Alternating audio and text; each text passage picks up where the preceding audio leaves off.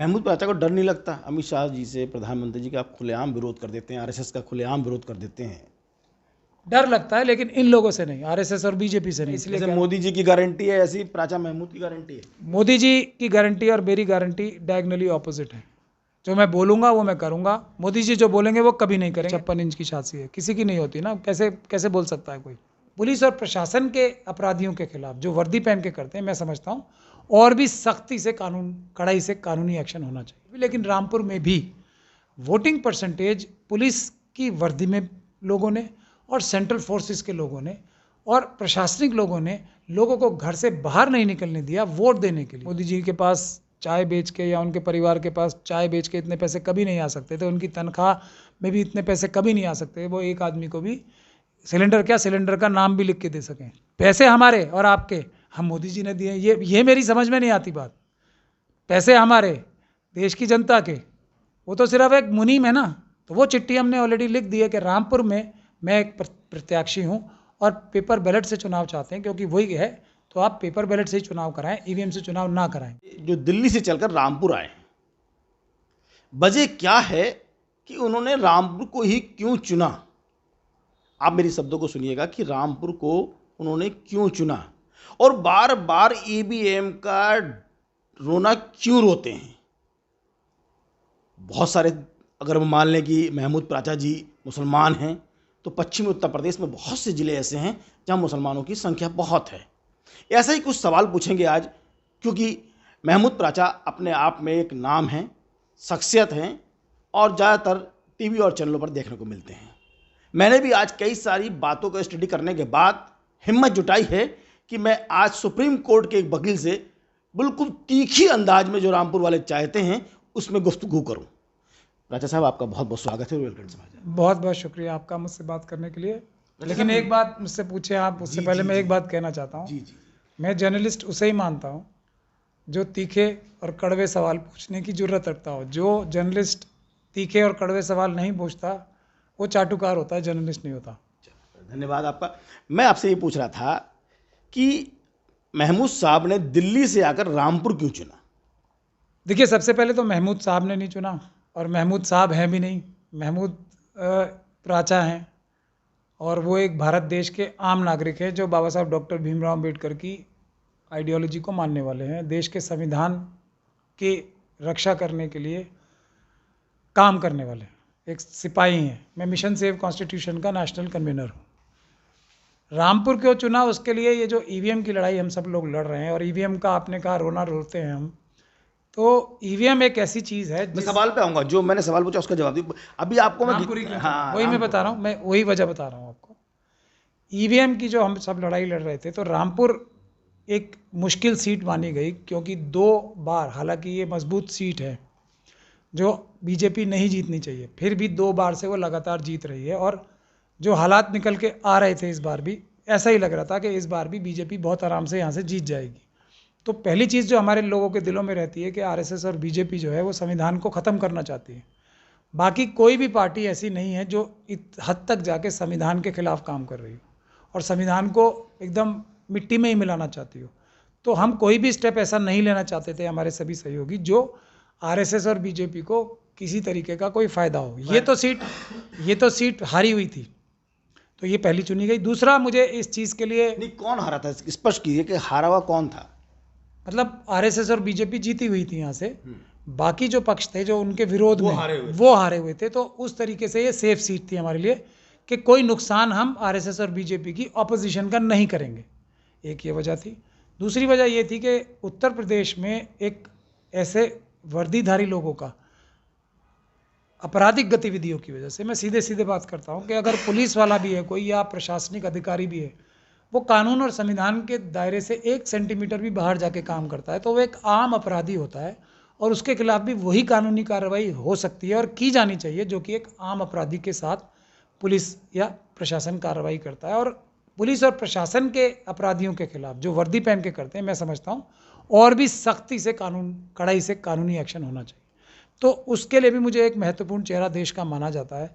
Police प्रशासन को मैं संविधान और कानून के ज़रिए से ना सिर्फ मुकाबला कर सकता हूं, बल्कि उनको बैकफुट पे लाने के लिए भी मुझे मान लें कि महमूद प्राचा धमकी दे रहे हैं चुनाव से पहले, नहीं, धमकी, अब मैं तो शब्द बोल रहा हूँ कि कोई भी व्यक्ति कानून और वैसे धमकी नहीं है ये आपकी, अब डायरेक्ट आप कह रहे हैं कि वर्दी वाले, नहीं, खाकी वाले। नहीं, एक तो धमकी किसे दी जाती है, पहले ये बताइए। अभी तो आपका लहजा तो ऐसी है कि कि आप बता रहे हैं कि वर्दीधारी हैं जिनके खिलाफ मैं खड़ा होता हूँ।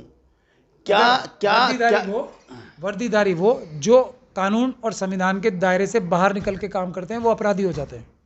तो आप मानते हैं कि रामपुर में कुछ ऐसा होता है? बिल्कुल 100% मानता हूँ, इसीलिए ये सीट चुनी गई थी हम सब के लोगों के द्वारा। और उसकी प्रत्यक्ष किम प्रमाणम एक कहावत है, उसका सबसे बड़ी मिसाल ये है कि पिछले 2 इलेक्शंस में चुनाव आयोग, आप देखते हैं रामपुर में कितनी वोटर परसेंटेज कम हो गई। चुनाव आयोग हर इलेक्शन से पहले एक कैंपेन चलाता है, या साल भर एक कैंपेन चलाता है कि वोट ज़्यादा से ज़्यादा संख्या में देने जाएं। चुनाव आयोग की इस कैंपेन के बावजूद रामपुर में और बहुत सारी दूसरी जगहों पे भी, लेकिन रामपुर में भी वोटिंग परसेंटेज पुलिस की वर्दी में लोगों ने और सेंट्रल फोर्सेस के लोगों ने और प्रशासनिक लोगों ने लोगों को घर से बाहर नहीं निकलने दिया वोट देने के लिए। ये तथ्य हैं जिनको बाय रिसर्च और सर्वे करके फाइंड आउट किया गया है। इस पर कमेटी की रिपोर्ट्स आई हैं।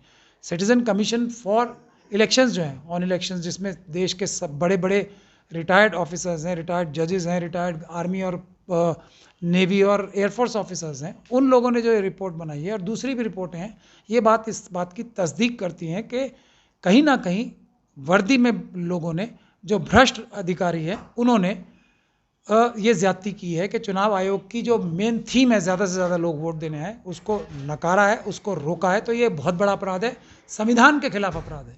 तो मैं ये मान लूँ कि महमूद प्राचा इस बार जो हैं वर्दी वाले के डंडे को कानून के डंडे से समझाएंगे?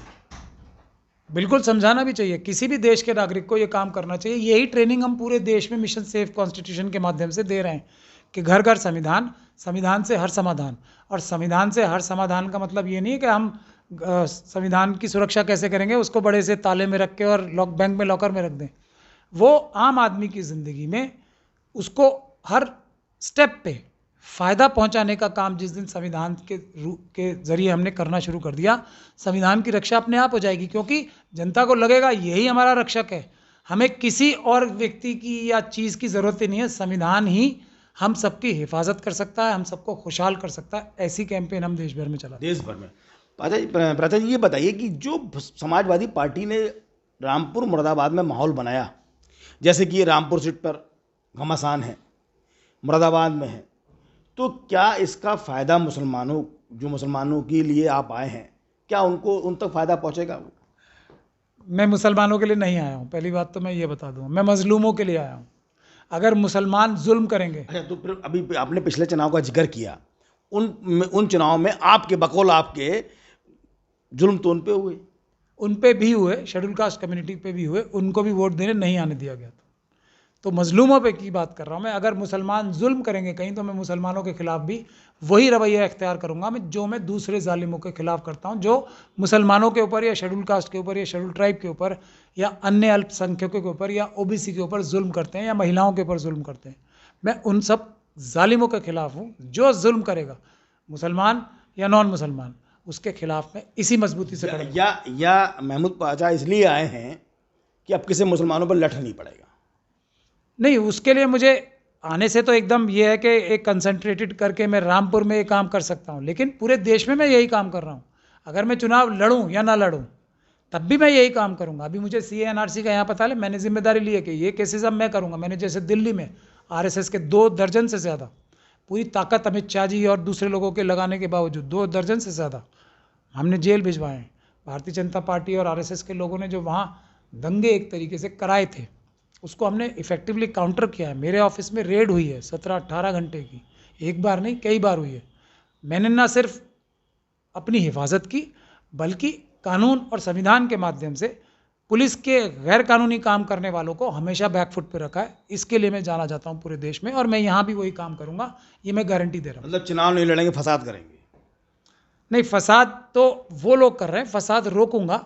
नौकरों को नौकरों की जगह और मालिकों को मालिकों की जगह रखवाने का काम ही हमारा बेसिक काम है। मालिक कौन है इस देश के? देश की जनता। नौकर कौन है? Prime minister, chief minister, cabinet secretary, chief secretary, home secretary, DGP, ये सब देश की जनता के नौकर हैं। जजेस हमारे देश की जनता के नौकर हैं। तो नौकरों को नौकर की जगह रखना और मालिकों को मालिकों की जगह बिठाना ही मेरी ज़िंदगी का मकसद है। बाबा साहब डॉक्टर भीमराव अम्बेडकर के संविधान का मकसद है। महमूद प्राचा को डर नहीं लगता अमित शाह जी से, प्रधानमंत्री जी का आप खुलेआम विरोध कर देते हैं, आरएसएस का खुलेआम विरोध कर देते हैं? डर लगता है, लेकिन इन लोगों से नहीं, आरएसएस और बीजेपी से नहीं। डर लगता है मुझे कि जिस दिन मैं ऊपर जाऊंगा तो ऊपर वाला मुझसे पूछेगा कि तुमने मजलूमों की हिफाजत की, तो मैं क्या जवाब दूंगा। मुझे उस दिन से डर लगता है। मुझे उस दिन से डर लगता है जब भगत सिंह, बाबा साहब डॉक्टर भीमराव अम्बेडकर और बहुत सारे जो हमारे शहीद हैं, बहादुर शाह जफ़र हो गए, रानी लक्ष्मीबाई हो गई, तात्या टोपे हो गए, हमारे टीपू सुल्तान हो गए, ये सब लोग, सिराजुद्दौला हो गए, ये सब लोग जब हमें ऊपर मिलेंगे तो हमसे क्या कहेंगे कि भारत देश की जनता के साथ ये अन्याय हो रहे थे, संविधान की धज्जियाँ उड़ाई जाए। बाबा साहब क्या पूछेंगे, तुमने क्या किया, तुम क्या फॉलो हो रहे हो? उनको मैं फेस कैसे करूँगा, उससे डर लगता है मुझे। इन संविधान का विरोध करने वालों से, कायरों से मुझे बिल्कुल डर नहीं लगता। डर नहीं लगता आपको? कायरों से नहीं लगता। तो बहादुर लोगों से डरता है कि मैं ऊपर जाऊंगा तो उनको कैसे फेस करूंगा, उस दिन से डरता हूँ। अच्छा, आप बार बार ईवीएम का विरोध करते हैं और ये चुनाव भी ईवीएम से ही होगा। हाँ, देखिए, पॉलिटिकल पार्टीज़ ने हमारा उतना साथ नहीं दिया, नहीं तो ये चुनाव हम अब भी पेपर बैलेट से कराते। और एक जिम्मेदारी मेरे ऊपर ये भी है जो लगाई गई है पूरे देश के लोगों से, कि मैं ईवीएम के चुनाव के अंदर घुस के ईवीएम को ही ये दिखाऊं कि ईवीएम कितना बड़ा फ्रॉड है, कितना बड़ा धोखा होता है इससे। और उसकी शुरुआत हमने कर दी है। आज भी हमने, आज से पहले ही, कल ही हमने चुनाव आयोग को चिट्ठी लिख दी थी कि जो कानून है वो ये है कि किसी भी लोकसभा की सीट पे पेपर बैलेट से ही चुनाव होने चाहिए। ये कानून है आज भी देश का, सेक्शन 59 और सेक्शन 61 कैपिटल ए। ये कहता है कि पेपर बैलेट से चुनाव होने हैं, और अगर कहीं पेपर बैलेट से चुनाव नहीं कराने तो चुनाव आयोग को रीजंस देने पड़ेंगे कि इस वजह से इस एक कॉन्स्टिट्यूंसी में या दो कॉन्स्टिट्यूंसीज में पेपर बैलेट से चुनाव नहीं हो सकते। तो वो चिट्ठी हमने ऑलरेडी लिख दी है कि रामपुर में मैं एक प्रत्याशी हूँ और पेपर बैलेट से चुनाव चाहते हैं, क्योंकि वही है, तो आप पेपर बैलेट से ही चुनाव कराएं, ईवीएम से चुनाव ना कराएं। वो हमने चिट्ठी लिख दी है। दूसरा, अब हम हर स्टेज पे जो ईवीएम की कमी है, कि जो निष्पक्ष चुनाव नहीं हो सकते ईवीएम से, उस कमी को उजागर भी करेंगे, कैटलॉग करेंगे सारे सबूत, ताकि एक मजबूत पिटीशन भी कल डाली जा सके, जो आज तक कोई भी पूरे देश में नहीं पड़ी है। तथ्यात्मक आधार पे जो ज़मीन पे कार्रवाई होती है, उस ज़मीन पे इलेक्शन के दौरान सबूत जुटा के एक भी पिटीशन नहीं हुई आज तक। अच्छा, मैंने सुना भी है और देखा भी है, अगर आपके सामने कोई शायरी पढ़ देता है तो आप उसे मुसलमान कह देते हैं। नहीं, मुझे कभी नहीं देखा होगा आपने शायरी पढ़ते हुए इंसान नहीं, को। अगर कोई पढ़ देता है, कोई हिंदू अगर आपके सामने शायरी पढ़ दे तो आप कहते हैं कि ये मुसलमान होने जा रहा है। नहीं, ऐसा कभी भी।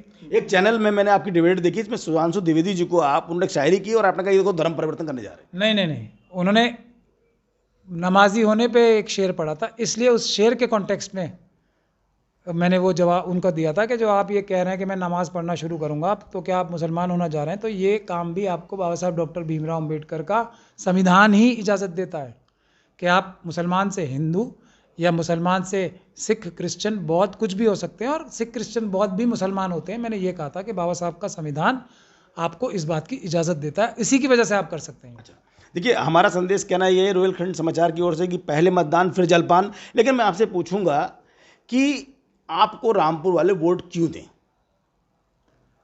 क्यों दें?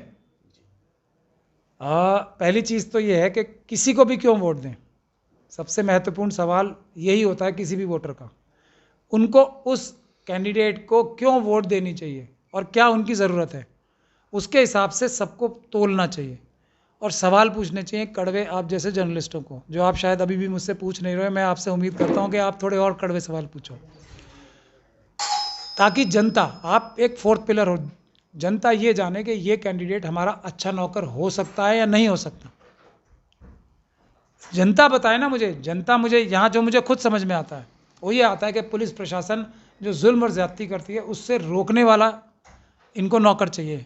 वो मैं हूँ या नहीं हूँ, या मुझसे अच्छी नौकरी ये वाली पुलिस प्रशासन इस को। चुनाव में महमूद प्राचा जो है लठ नहीं चलने देंगे किसी भी चुनाव में, किसी भी जगह, चुनाव में क्यों, आम तौर पे भी नौकरों को मालिक के ऊपर लठ नहीं चलानी चाहिए। एक तरीका है कानून में लिखत पे कार्रवाई करने का, वो करना चाहिए। लठ जो बजाएगा वो गैर कानूनी काम होता है। वो तो मैं कहीं भी नहीं होने दूंगा ना। जिसके इशारे पे चलेगा वो भी रुकेगा चुनाव में। जिसके इशारे पे चलेगा वो भी जेल जाएगा ना। जो ये जो पुलिस ऑफिसर्स होते हैं, ये कोई अपनी मर्जी से लठ नहीं मारते। हम दिल्ली में इतने बड़े बड़े आंदोलन कर रहे हैं, हमें लठ मारते हुए पुलिस वाले रोते भी हैं कहीं कि हमें ऊपर से हमारी नौकरी, हम भूखे मर जाएंगे प्राचा साहब, इसलिए आपको लठ मारने पड़ रहे हैं। दिल्ली और दूसरी जगह जहाँ आंदोलन में हम पे लठ चलते हैं। तो हमारी पुलिस के जो ऑफिसर्स हैं, बहुत सारे लोग तो अधिकारी हैं, वो भ्रष्टाचार की वजह से या भ्रष्ट रीजंस की वजह से या राजनीतिक उनकी मानसिकता ऐसी होती है, लाभ लेने की वजह से या डर में जो करते हैं, उनके खिलाफ नहीं है हम। जो लाभ लेने की वजह से करते हैं उनके खिलाफ हैं। और डर के भी हम यही कहते हैं कि न्यूरम्बर्ग ट्रायल्स के आप केस पढ़ लें। अगर आपके सुपीरियर ऑफिसर्स आपको कोई गैर कानूनी काम करने के लिए कह रहे हैं तो आप ना करें, क्योंकि आप भी जिम्मेदार होंगे। लेकिन इनके पीछे जो पॉलिटिकल मास्टर्स हैं इनके, हम उनको भी नहीं बख्शेंगे। धारा 120 भी लगती है। वो लोग प्राइम अक्यूज्ड होते हैं जो इनसे ये गलत काम करवाते हैं, तो वो भी षड्यंत्रकारी, तो वो भी बख्शे नहीं जाएंगे। कानून, संविधान सबको पकड़ेगा। अच्छा महमूद प्राचा जी, एक चीज़ बताइए कि अभी मुख्तार अंसारी का मैटर चल रहा है। उनका परिवार आरोप लगा रहा है कि उनको स्लूप पॉइजन देकर के मार दिया गया। अब आजम खान को लेकर चिंता जत रही, आपकी राय क्या है? देखिए, बचेगा कोई नहीं, बचेगा कोई नहीं। मैं ये बात बहुत दिन से ये बात कह रहा हूँ। कोई भी वीकर सेक्शन का व्यक्ति जो दमदार है उसको ख़त्म किया जाएगा, कोई भी होगा वो, क्योंकि अभी संविधान ख़त्म करना है। और संविधान ख़त्म करने से पहले हर मजबूत आवाज़ को जो संविधान के लिए खड़ी रहेगी कुचलना बहुत ज़रूरी है। ये वो प्रोग्राम चल रहा है। लोग अभी हमारी बात समझने लगे हैं धीरे धीरे से। ईवीएम का मुद्दा मैं बार बार क्यों उठाता हूँ? क्योंकि ईवीएम से जनता जो मालिक है देश की, वो वोट से भी इनकी सरकार को नहीं हटा सकती। इससे बड़ा अनाचार और दुराचार क्या हो सकता है? वोट किसी को दें। आप ईवीएम के लिए बार बार कहते हैं। ईवीएम देखिए, दिल्ली में चुनाव हुआ ईवीएम से हुआ, पंजाब हुआ, बंगाल हुआ। तो अगर भारतीय जनता पार्टी को यही करना होता तो इन राज्यों में भी इनकी सरकार होती। पकड़े जाते ना, हर जगह चोरी करेंगे तो पकड़े जाएंगे। और बहुत सारी स्टेट्स ऐसी हैं जहाँ एकदम लोग रंगे हाथों पकड़ लेते। बंगाल ऐसी स्टेट है, पंजाब ऐसी स्टेट है। दिल्ली में जागरूक लोग हैं, थोड़ा ज़्यादा ध्यान देते हैं इन सब बातों पे जो हम कहते हैं, तो वहाँ पकड़े जाते। और फिर एक जो आप ये सवाल मुझसे पूछ रहे हैं उसकी कोई वजह भी नहीं होती ना, फिर तो बिल्कुल ही खुलेआम ही पकड़े जाते। ये सवाल पूछवाने के लिए आपसे, मुझे एक लॉजिक देने के लिए कि कहीं कहीं हम हार भी जाते हैं। लेकिन पहली बात ये है कि हारने के बाद भी तो जीत जाते हैं। ये एमएलए तोड़ लेते हैं, जैसे अभी कर्नाटक और दूसरी जगह जीते हैं, ये एमएलए तोड़ के जीत जाएंगे। मगर मुझे एक बुनियादी बात बताइए आप, कोई व्यक्ति के सामने दो ऑप्शन हो, एक ईवीएम और एक पेपर बैलेट। कोई व्यक्ति अगर लोगों के मत से जीत सकता है या मत से जीतना चाहता है तो वो कहेगा कि भाई पेपर बैलेट से कराओ या ईवीएम से कराओ, मुझे तो कोई फ़र्क नहीं पड़ता। जो व्यक्ति जान दिए दे रहा है कि मैं ईवीएम से ही चुनाव कराऊंगा, वो समझना चाहिए। और ये ईवीएम कौन सी ईवीएम है? जो दुनिया में किसी भी बड़े देश में जिसके ऊपर विश्वास नहीं है, जहाँ बड़े बड़े देशों ने जो टेक्निकली एडवांस्ड हैं भारत से, जहाँ ईवीएम का ईजाद भी हुआ, वो लोग भी ईवीएम को ख़त्म करके ये बोलेंगे गैर संवैधानिक है, इससे निष्पक्ष चुनाव नहीं हो सकते। फिर भी जो जिद करे ईवीएम से, तो मकसद साफ नहीं है, फिर प्रत्यक्ष किम प्रमाणम हो जाता है ना। अच्छा चलिए, मैंने मान लिया आपकी बहुत सारी बातों को। तो एक चीज़ सवाल का जवाब दीजिए, आखिर चलते चलते एक बात कर रहे हैं। क्या आज़म खान को लेकर के जो चर्चाएं चल रही हैं कि अगला निशाना आज़म खान, तो क्या ये बात अफवाह है या वाकई में कुछ दिख रहा है? देखिए, आने वाले समय में क्या होगा ये कोई इंसान बता नहीं सकता, लेकिन हालात जो पिछले होते हैं, हिस्ट्री देख के आदमी तय करता है या समझ सकता है या अंदाज़ा लगा सकता है, इन्फॉर्म्ड गेस कि ऐसे होने वाला है। उसके लिए मुझे साफ ये नज़र आ रहा है कि ये एक बहुत मजबूत आवाज़ है और ये बहुत मजबूत आवाज़ कमज़ोर वर्गों की है। कौन? नाम तो लीजिए। आज़म खान साहब, आपने लिया तो है। कोर्ट नहीं है ना, मैं तो एज ए रिपोर्टर बात कर रहा हूँ, आपके मुँह से सुनना चाहता हूँ ना। मैं जवाब उन्हीं के परिप्रेक्ष्य में दे रहा हूँ। तो ऐसी सभी आवाज़ों को, चाहे वो शेड्यूल कास्ट आवाज़ें हों, शेड्यूल ट्राइब आवाज़ें हों, और चाहे वो ओबीसी की आवाज़ें हों, चाहे माइनॉरिटीज़ की, मुस्लिम, सिख, क्रिश्चियन, बौद्ध की हों, वो सब आवाज़ें दबाई जाएंगी। आप हसदे में जाके देखिए ना, ट्राइबल्स के साथ इस देश में मुसलमानों से कहीं ज़्यादा जुल्म हो रहे हैं, लेकिन उनकी बातें रिपोर्ट नहीं होती, क्योंकि मुसलमानों के साथ जुल्म रिपोर्ट करके फिर बीजेपी और आरएसएस की मानसिकता को फ़ायदा होता है। वो इसको अभी भी पोलराइज कराने की कोशिश करते हैं, लेकिन अब ये पोलराइजेशन भी नहीं हो रही है। अब बेसिक मुद्दा ईवीएम है। ईवीएम के ज़रिए ये तो सब बहाने दिखा रहे हैं कि हम इस वजह से जीत गए या उस वजह से जीत गए। जीतेंगे ये ईवीएम की वजह से। मगर मैं आपके पहले सवाल का अधूरा जवाब दे पाया था कि वोटर को क्या चाहिए। वोटर को अब टेस्ट लेना चाहिए और आप लोगों को उसमें मदद करनी चाहिए। आप लोगों को, जैसे मुझसे सवाल पूछ रहे हो, बाकी कैंडिडेट से जाके पूछिए कि एमपी होता क्या है, एमपी की पावर्स क्या होती हैं, संविधान में एमपी की क्या क्या पावर रखी गई है, कानून में एमपी की क्या क्या पावर रखी गई है, क्या होता है एमपी। ये पूछिए, मुझसे सवाल पूछिए, मैं बताऊंगा, और दूसरों से पूछिए। जिस व्यक्ति को, जिस कैंडिडेट को यही ना पता हो कि मेंबर ऑफ पार्लियामेंट की पावर्स क्या है, वो होता क्या है, उसका क्या रोल है। मतलब महमूद प्राचा जो है पाठ पढ़ाने आए हैं।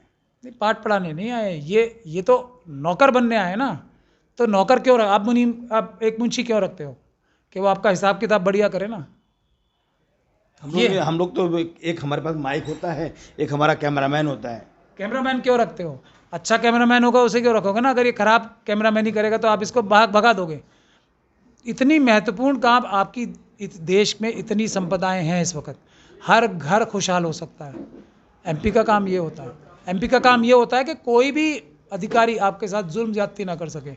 और ये जो डेवलपमेंट की बात करते हैं ना, आज 70-75 साल बाद भी, अगर हम मेंबर ऑफ पार्लियामेंट और आप एमएलए अच्छे चुनेंगे, डेवलपमेंट तो एक मतलब इन डिफ़ॉल्ट होना चाहिए ना। इतने पैसे करप्शन में जाते हैं, अगर करप्शन ही रोक ले कोई एमपी और एमएलए, तो डेवलपमेंट का तो कोई मुद्दा ही नहीं रह जाएगा ना। करप्शन तो खत्म ही हो सकता, परसेंटेज तो होती है। देखिए, अगर आपके पास एक मजबूत नौकर है तो देखिए करप्शन का सी नज़र नहीं आएगा कहीं, अगर एक मजबूत नौकर कहीं भी है। हमारे मोदी जी देश के सबसे ज़्यादा ईमानदार, मजबूत हैं। अगर वो सच बोलने लगे तो फिर क्या बात है, लेकिन सच वो कभी बोल नहीं सकते, तो उसके बारे में मैं क्या कह सकता हूँ। दुनिया जानती है, वो ऐसी ऐसी बातें करते हैं। मैं तो पर्सनल नहीं बोलना चाहिए, मेरी 56 इंच की छाती है, किसी की नहीं होती ना। कैसे बोल सकता है कोई 15 लाख दूंगा, ये सब बातें बोलने की नहीं होती है ना। और आप प्रधानमंत्री के पद पे चुने जाने से पहले या प्रधानमंत्री बन के, मैं यही कह रहा हूँ ना कि पूछे तो सही प्रधानमंत्री होता क्या है। ये पूछना चाहिए जनता को, प्रधानमंत्री होता क्या है। हमारे नौकर नंबर 1 है पूरे देश के। वो उनके मुंह से जो शब्द निकलने चाहिए वो ऐसे होने चाहिए जो गोल्ड स्टैंडर्ड हो।